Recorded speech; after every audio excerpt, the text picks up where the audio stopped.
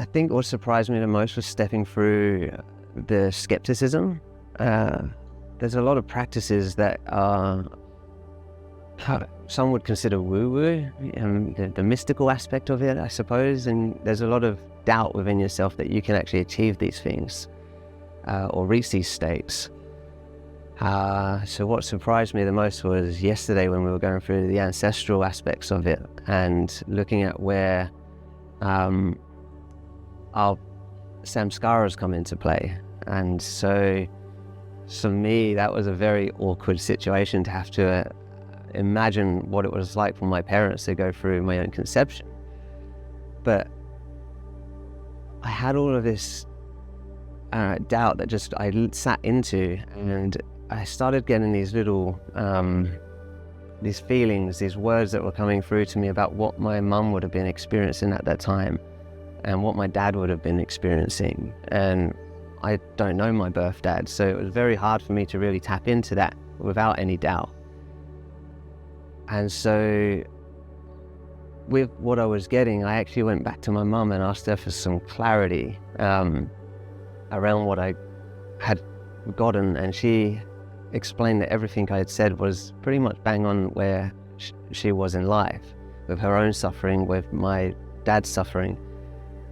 And all of a sudden, me and my mum healed a massive part of my relationship. And yesterday, I spoke to her about my habits and some of the stuff that was coming up and some of the past stuff that we'd went through that was somewhat healed but hadn't been addressed. And by me going through the processes over the last 2 days and opening that dialogue with my mum, it allowed her to then open up in a way I've never experienced from her before.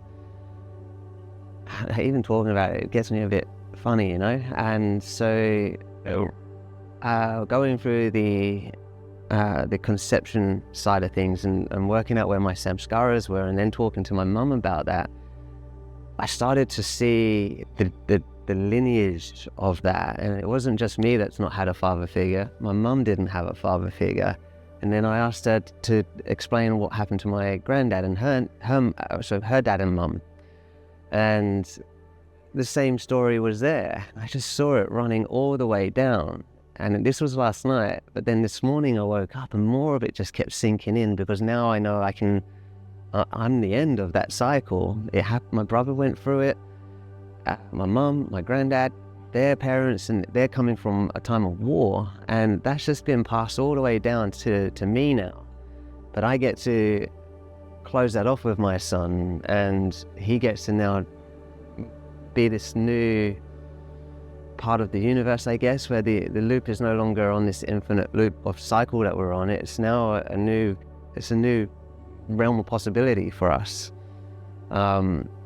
So that insight then expanded this morning, and it filled me with so much joy, because I started to then see what I've learned to be the Atman, how everyone is connected and what we've gained from the group, and being around everyone and their sharing in their stories, and how each and every one of us have been on a similar journey, but it's the consciousness between each of us that's shared that's bringing us to a place of healing.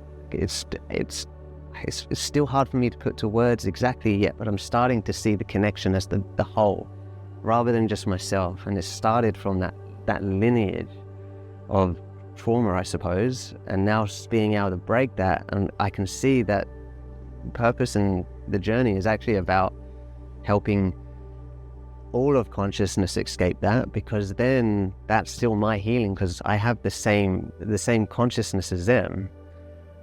And that's probably been my biggest insight so far.